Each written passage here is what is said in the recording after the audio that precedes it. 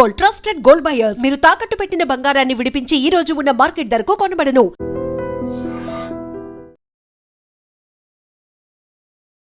నమస్తే, welcome to I dream. నేను వలి. Live call లో జాయిన్ అయ్యారు రిటైర్డ్ ఆర్మీ ఆఫీసర్ బివి రావు గారు. సార్ తో మాట్లాడదాం. నమస్తే సార్. నమస్తే. బివి రావు గారు, ఉద్రిక్తతలు ఇంకా కొనసాగుతున్నాయి. లేటెస్ట్ గా వస్తున్నటువంటి ఒక ఇన్ఫర్మేషన్, గల్ఫ్ దేశాలన్నీ కూడా మూకుమ్మడిగా అమెరికా దగ్గర మొరపెట్టుకున్నాయంట, ప్రైవేట్ గా చెప్పినాయంట. ఇరాన్ లో ప్రస్తుత పాలనా యంత్రాంగం కుప్పకూలే వరకు, ఇరాన్ ఓడిపోయే వరకు, ఇరాన్ ఇక నా వల్ల కావట్లేదు అనే వరకు మీరు దాడి చేస్తానే ఉండండి అని చెప్పి గల్ఫ్ దేశాలన్నీ కూడా ఒక రిక్వెస్ట్ పెట్టుకున్నాయంట అమెరికాకి. ఎలా చూస్తారు సార్ దీన్ని? ఇప్పుడు గల్ఫ్ దేశాలు, గల్ఫ్ కోఆపరేషన్ కౌన్సిల్ అని దేన్ని అంటారో, ఇదంతా it is led by Saudi Arabia. మిగతా దేశాలు, ఒమాన్, మిగతా యుఏవి, ఇవన్నీ చాలా చిన్న దేశాలు. ఇవన్నీ సున్నీ దేశాలు. సున్నీ దేశానికి ఇరాన్, షియా దేశానికి పడదు. సో దీనికి ఏంటంటే, అందుకనే చెప్పి ఇరాన్ సిరియాను కొంతవరకు సపోర్ట్ చేస్తుంది, తర్వాత లెబనాన్లో హెజ్బుల్లాని సపోర్ట్ చేస్తుంది, యమన్లో హౌతీస్ని సపోర్ట్ చేస్తుంది. యమన్లో హౌతీస్కి సౌదీ అరేబియాకి పడదు. సో ఆ విధంగా ఏంటంటే వాళ్ళని ఇప్పుడు దెబ్బతీశారు కాబట్టి, రక్షణ కేవలం అమెరికా ఇవ్వగలదు కాబట్టి ఫ్యూచర్లో కూడా. సో వీళ్ళందరూ, కాకపోతే ఇది ఏంటంటే ఫార్మల్గా పబ్లిక్కి బయటికి రాదు. ఇది పార్ట్ ఆఫ్ సైకలాజికల్ వార్ఫేర్ కూడా అయి ఉండొచ్చు. ఇది ఒకటి గ్రహించాలి మనం. ఎందుకంటే యుద్ధ సమయంలో వేరు వేరు ఒపీనియన్స్ అన్ని ఇలా రిలీజ్ చేస్తూ ఉంటారు, ఎనిమిని కన్ఫ్యూజ్ చేయడానికి. ఎన్ని చూసినా కానీ ఇస్లామిక్ దేశాలన్నీ అల్టిమేట్లీ ఒకే తాటి మీద వస్తాయి. సో ఏంటంటే ఇరాన్ మీద ఇప్పటి వరకు ఏం చేయలేని వాళ్ళు రెజ్యూమ్ చేంజ్ కోసం వాళ్ళు ప్రెస్ చేయరు. ఎస్, వాళ్ళు హార్ముజ్ జలసంధి ఓపెన్ చేయడానికి మాత్రం వాళ్ళు ప్రెస్ చేసే 100% అవకాశం ఉంది.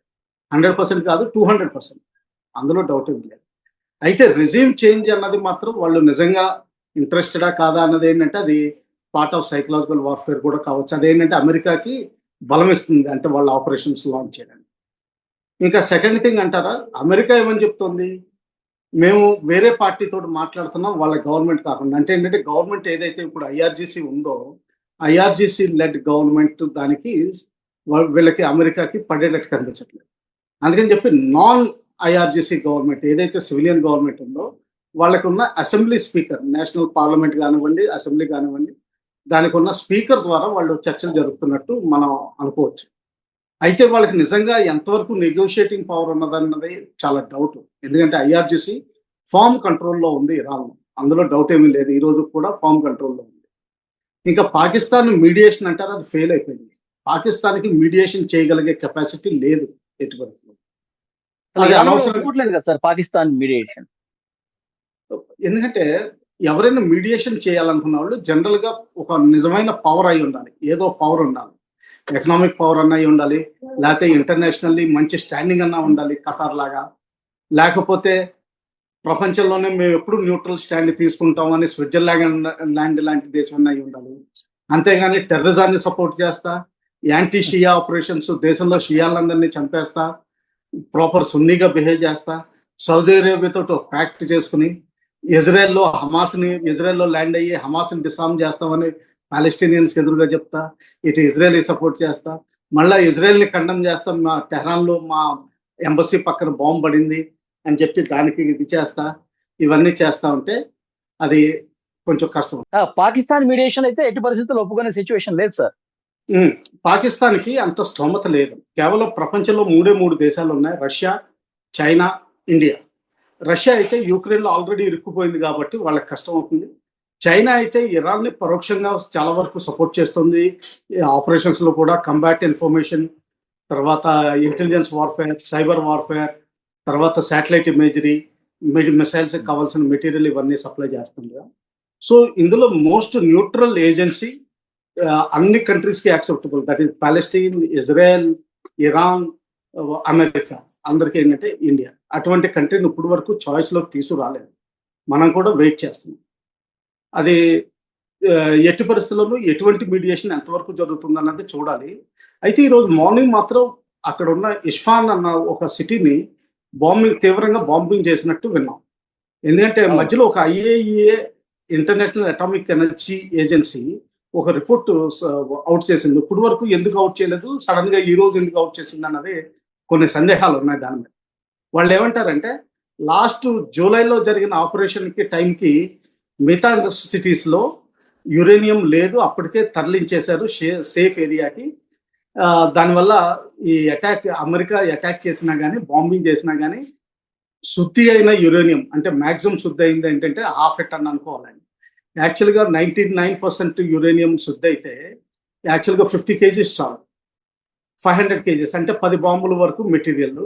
పోనీ అందులో ఇంకా ఫిల్టరేషన్లో ఇది చాలా పోతుంది కాబట్టి హెక్సాఫ్లోరైడ్ అని ఒక ఇంటర్మీడియటరీ మెటీరియల్ ఉంటుంది.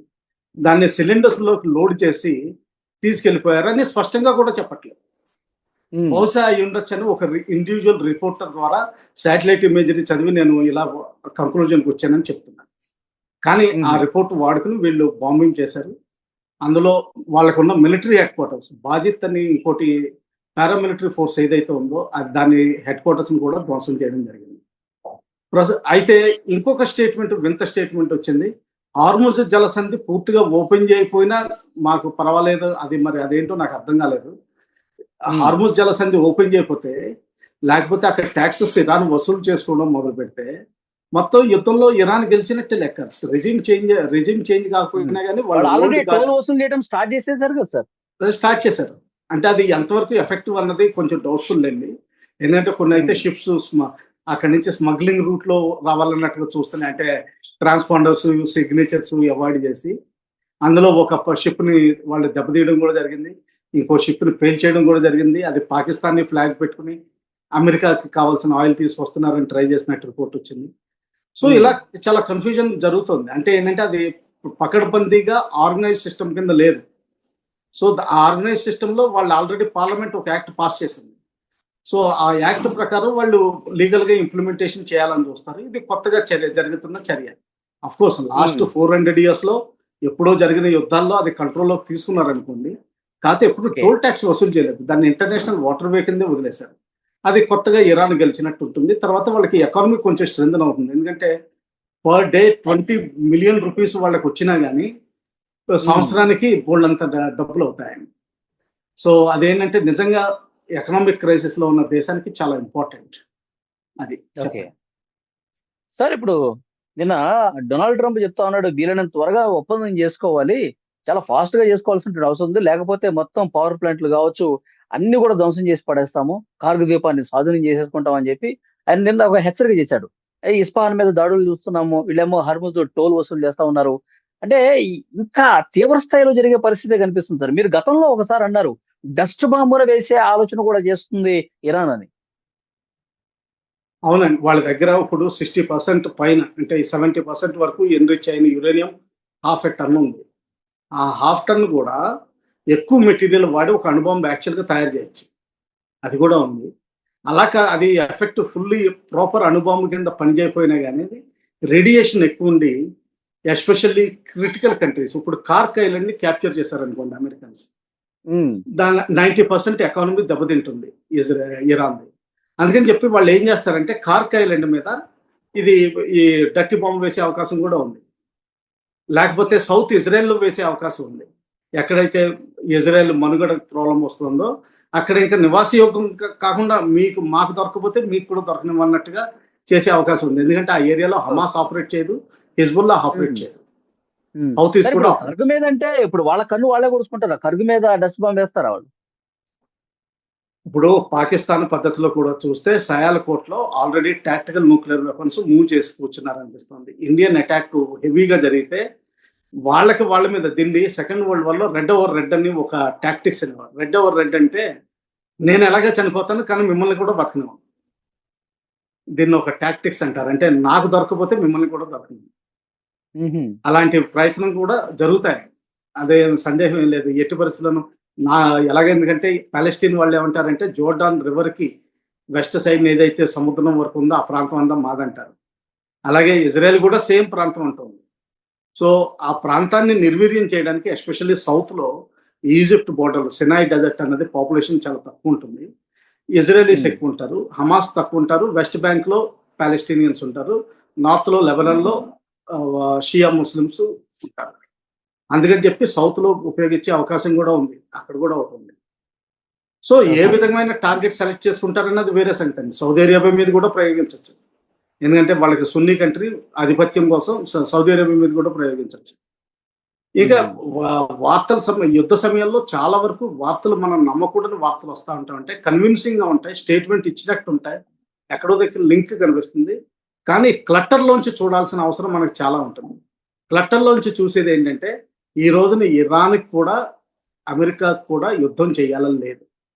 ఇజ్రాయెల్కి మాత్రం మనుగడ కోసం ఇరాన్లో రెజ్యూమ్ చేంజ్ చేయాలని ఉంది, ఇంకా అందులో డౌట్ ఏం లేదు. ఇంకా మిగతా అణుబాంబులు మెటీరియల్ ఇదంతా అంటారా బూచి అన్నట్టు చూపించడానికి తప్పితే కానీ ఒక కారణం సాకు చూపించడానికి. శాంతి కోరుతూ యుద్ధాన్ని తయారుగా లేకపోతే అది శాంతి జరిగే ప్రసక్తి లేదు, అది కూడా మనం గమనించాలి. ఒకవేళ యుద్ధానికి ఇప్పుడు మెరీన్ కోర్ కానీ లేకపోతే 82 ఎయిర్ బోర్న్ డివిజన్ కి ఎలిమెంట్స్ దాదాపు 3000 మంది అక్కడ చేరుకోకపోవడం కానీ ఇది జరగకపోతే ఇది వీక్నెస్ కింద కనిపెట్టి ఇరాన్కి చర్చలు దిగదు. సో అందువల్ల చెప్పి యుద్ధ సమయ తయారీ చేస్తూనే చర్చలు దిగుతారు. ఎప్పుడు ఇది universal rule. Sir April 6th వరకు టైం ఇచ్చారు కదా సార్, మళ్ళీ ఏంటి ఇదంతా ఇంత ఉద్రిక్తతలు ఇంకా కంటిన్యూ అవుతున్నాయి? ఏప్రిల్ 6th వరకు టైం ఇచ్చినా కానీ అమెరికా దీన్ని మామూలుగా ఎలా వాడుకుంటున్నదన్న తెలియదు. పాత ఎక్స్పీరియన్స్ చూస్తే ఒక డేట్ ఇచ్చినా కానీ దాని ముందరే కొన్ని యాక్టివిటీస్ చేసినవి ఉన్నాయి. ఫర్ ఎగ్జాంపుల్ ఈ లీడర్స్ని ఎలిమినేట్ చేయడంలోనే అక్కడ ఒమాన్ తోటి చర్చలు జరుగుతుండగానే ఇది లీడర్షిప్ని ఎలిమినేట్ చేయడం జరిగింది. సో ఒకవేళ ఆబ్వియస్ టార్గెట్ బాగా మంచిది దొరికితే వాళ్ళు సమయం కోసం వెయిట్ చేయరు, ఏప్రిల్ 6th వరకు వెయిట్ చేసే అవకాశాలు చాలా తక్కువ. తర్వాత దానివల్ల వాళ్ళకి సర్ప్రైజ్ వస్తుంది. ఆ సర్ప్రైజ్లో ఓన్ క్యాజువాలిటీస్ తగ్గుతాయి, అంటే వాళ్ళ అమెరికన్ ఇజ్రాయెల్ క్యాజువాలిటీస్ తగ్గుతాయి, తర్వాత ఇరానియన్ క్యాజువాలిటీస్ పెరుగుతాయి, క్యాప్చర్ చేయడం ఈజీ అవుతుంది. తర్వాత ఏంటంటే కార్క్ ఐలాండ్ అన్నది ఒకటి మన టెక్నికల్గా మిలిటరీ పరంగా ఆలోచిస్తే 3 బర్త్లు ఉన్నాయి, అంటే షిప్పింగ్ బర్త్స్. ఆ 3 బర్త్స్లు చిన్న ఎయిర్పోర్ట్ ఉంది. ఆ 3 బర్త్స్లు ప్లస్ ఈ ఎయిర్పోర్ట్ క్యాప్చర్ చేస్తే కార్క్ ఐలాండ్ క్యాప్చర్ అయిపోయినట్టు. కెషమ్ ఐలాండ్ ఉంది. కెషమ్ ఐలాండ్ లో కొంచెం ప్రాబ్లం ఉంది, ఎందుకంటే అండర్ గ్రౌండ్ టన్నెల్స్ చాలా ఉన్నాయి. ఓల్డ్ సాల్ట్ మైనింగ్ అయ్యేదాకా ఆ salt mining thousands of years జరిగి లోపల సొరంగాలు ఏర్పడినాయి. ఆ సొరంగాల్లో కొంచెం ఫైట్ చేయాల్సిన బిల్డప్ ఏరియా అంటారు. ఆ బిల్డప్ ఏరియాలో మన ఆర్మీకి ఇన్ఫెంట్రీకి ఫైట్ చేయడానికి చాలా సమయం కావాల్సి ఉంటుంది, ఎందుకంటే వర్టికల్లీ హారిజంటల్లీ మొత్తం ఏరియా శానిటైజ్ చేయాల్సి ఉంటుంది. మేము శానిటైజేషన్ అన్న వర్డ్ వాడతాం. అది ఎందుకంటే మొత్తం ఎనిమిని కానీ ఐఈడీస్ కానీ బాంబులు కానీ ఏది లేకుండా క్లీన్ చేయడం, దానికి చాలా సమయం పడుతుంది. ఇంకా దాని వెనకాల బందరాబాద్ పోర్ట్ అంటారా, దానికైతే అమెరికన్ ట్రూప్స్ ఇంకొక 50,000 కావాలి. అది ప్రస్తుతానికి అరేంజ్మెంట్లు కనిపించట్లేదు. చెప్పండి. ఓకే సార్, మీ అనుభవాన్ని బట్టి ఈ యుద్ధం ఎప్పుడు క్లోజ్ అయ్యే అవకాశం ఉంది? ఎన్ని రోజులు పడుతుంది? మనకి బాధలు ఇబ్బందులు, మన దేశం కూడా ఎఫెక్ట్ అవుతుంది కదా, సో ఎప్పుడు అంటారు? మన దేశం ఎఫెక్ట్ అవుతుంది అన్నది అమెరికాకి కానీ ఇజ్రాయెల్కి కానీ ఇరాన్కి కానీ ఏ మాత్రం పట్టింపు లేదు. మన బాధలు మనం చూసుకోవాల్సిందే. సో మన బాధలు మనం ఏదో బాధపడిపోతున్నామని వాళ్ళు యుద్ధ సంధి చేసుకునే రకాలేం కాదు. అవునవును, అది వదిలేయండి. ఇప్పుడు మెయిన్ ఇరాన్ మధ్యన ఇజ్రాయెల్ అమెరికా మధ్యన శాంతి ఒప్పందం కుదురుతుందా? ఇజ్రాయెల్ మాత్రం ఒప్పుకునే పరిస్థితి కనిపించదు, ఎందుకంటే వాళ్ళకి మనుగడ ముఖ్యం. వాళ్ళు హెజ్బుల్లా మీద తీవ్రంగా అటాక్ చేస్తున్నారు. కానీ అమెరికా ప్రెషర్ తోటి ఒప్పుకునే అవకాశాలు ఉంటాయి. పోనీ ఈ సంవత్సరం కాకపోతే ఇంకో సంవత్సరం చేయాలి. ఇంకా అమెరికా గ్రౌండ్ ఫోర్సెస్ అంటారా, అంతకుముందు ఇరాన్లో ఎప్పుడు ఆపరేషన్లు చేసినా కంగు తిన్నారు. అప్పుడే వాళ్ళ ఎంబసీ సీజ్ అయినప్పుడు, తర్వాత జిమ్మీ కార్టర్ టైంలో ఒక స్పెషల్ మెరీన్ కమాండో అటాక్ చేసినప్పుడు వీళ్ళందరూ కంగు తిన్నారు. అలాగే ఇల్లీగల్ ఆర్మ్స్ ఎవరైతే సప్లై చేశారో అప్పట్లో ఆ రోజున ఆపరేషన్ ఇన్ఛార్జ్ కర్నల్ ఒక లెఫ్టినెంట్ కర్నల్ ఉంటే జిమ్మీ కార్టర్ నేను అథరైజేషన్ ఇచ్చానని కూడా ఒప్పుకోలేదు. అంటే ఆర్మీ వాళ్ళకి దెబ్బ తగిలింది. స్పెషల్ రా టైప్ ఆపరేషన్ చేయాలని చూస్తే అది సక్సెస్ అవునప్పుడు గవర్నమెంట్ ఒప్పుకోలేదు, అది మా మనుషులని, అమెరికన్ గవర్నమెంట్. సో ఆ విధంగా ఏంటంటే వాళ్ళు కూడా శాంతి కోరుకుంటున్నారు. అయితే వీళ్ళ ప్రయత్నాల్లో వాళ్ళు ఉంటారు. మేము రిటైర్ అయ్యే ముందర మాది అప్పర్ హ్యాండ్ అని వాళ్ళు చూపించుకోవాలనుకుంటారు, వీళ్ళు చూపించుకోవాలనుకుంటారు. సో ఏప్రిల్ 6th వరకు అంటే April 5th evening 6th morning sudden గా ఓకే మేము హార్మోన్ జలసంధిని మా టోల్ ట్యాక్స్ వసూలు చేయడం ఒక 1 నెల రోజులు ఆఫ్ చేస్తాం, ఈ లోపల మీరు సర్దుకోండి అని చెప్పే అవకాశాలు కూడా కనిపిస్తున్నాయి. ఆ అవకాశాలు రాదర్ ఎక్కువ కనిపిస్తున్నాయి, ఎందుకంటే ఇరాన్ ఎకానమీ మొత్తం దెబ్బతినిపోయింది. ప్రస్తుతానికి ఇటువంటి బ్లాకేడ్ జరిగితే వాళ్ళకి కొన్ని రోజుల తర్వాత బేసిక్ ఫుడ్ సమస్య వస్తుంది. మన ఇండియాకి వచ్చి ఒక ఎమర్జెన్సీ మెడిసిన్ పికప్ చేయాల్సిన ఎయిర్ క్రాఫ్ట్ వాళ్ళ రన్వే మీద ఉండగా కూడా ఈ అమెరికా డిప్లాయ్ చేసేసింది. అంటే మెడిసిన్స్ వెళ్ళాల్సినవి కూడా దాదాపు 48 అవర్స్ డిలే అయిపోయింది. సో దీనివల్ల ఏంటంటే వాళ్ళు కూడా బాధపడుతున్నారు. కానీ పైకి మాత్రం మేము గెలుస్తున్నాం యుద్ధం అని చూపించుకోవాలి. సో ఏంటంటే ఇద్దరు గెలుస్తున్నట్టు చూపించుకున్నప్పుడే మీడియేషన్ కరెక్ట్ అవుతుంది. ఓకే. సరే, ఈ కొత్త సుప్రీం లీడర్ ను కూడా చంపాలని ఏమన్నా చూస్తుందా అమెరికా, ఇజ్రాయెల్? ఆ దృష్టితో ఏమైనా ఉన్నాయా ఇంకా? ఎగ్జాక్ట్లీ. ఇజ్రాయెల్ ప్లాన్ లో ఎప్పుడు లీడర్షిప్ ని ఎప్పుడు ఎలిమినేట్ చేద్దాం, ఎస్పెషల్లీ వాళ్ళకి రెజీమ్ చేంజ్ అయితేనే కానీ వాళ్ళకి అనుకున్న ఎయిమ్స్ కి అనుగుణంగా రాదు. సో అందుకని చెప్పి వాళ్ళని కూడా డిస్ట్రాయ్ చేయాలని చూస్తారు. అలాగే ఐఆర్జీసీ కొత్త కమాండర్లు ఎవరైతే ఉన్నారో వాళ్ళని కూడా డిస్ట్రాయ్ చేయాలని చూస్తారు. అందుకనే వాళ్ళు ఎవరు బయటికి రావట్లేదు. ఇన్ఫాక్ట్ పాకిస్తాన్లో చర్చలకి ఎవరు తయారుగా లేరు. ఎందుకంటే వచ్చినప్పుడు వెనక్కి వెళ్ళినప్పుడు వాళ్ళని ట్రాక్ ఫాలో అవుతారు. శాటిలైట్ ద్వారా కానీ ఇంట్లో లోకల్ గ్రౌండ్ ఇంటెలిజెన్స్ కానీ ఎంత డమ్మీలు ఏర్పాటు చేసినా కానీ వాళ్ళని కనుక్కోవడం ఈజీ. ఆ ఇరాన్లోకి అడుగు పెట్టగానే చంపేసే రకాలు అమెరికా. ఎందుకంటే ఇప్పుడు మనం ఒక షిప్ చూసాం ఇండియాలో వచ్చి ఏదో ఫ్లాగ్ పెరేడ్కి పార్టిసిపేట్ చేసి అందులో క్యాడెట్స్ని పెట్టుకుని ఆర్మ్స్ ఎమ్యునిషన్ లేకుండా వయా శ్రీలంక వెళ్తూ ఉంటే ఇండియా ఇంటర్నేషనల్ వాటర్స్లోకి రాగానే దాన్ని పిలిచేసి. అవును, అవును. సో అటువంటి పరిస్థితి జరుగుతుందని చెప్పి అందరికీ భయంగా ఉంది. సో ఆ విధంగా దాని గురించి కూడా పాకిస్తాన్ ఎవరు రావట్లేదు. అవును సార్. చూద్దాం, ఇక ఎట్లా ఏం జరగబోతుందో అర్థం కావట్లేదు. ఎప్పుడు ఏదైనా జరగచ్చు. 6వ తారీఖు తర్వాత క్లోజ్ అయినా కావచ్చు, లేదంటే ఇంకా ఉద్రిక్తతలు పెరగచ్చు. చూద్దాం సార్, తర్వాత పరిణామాలు మాట్లాడదాం. Thank you very much.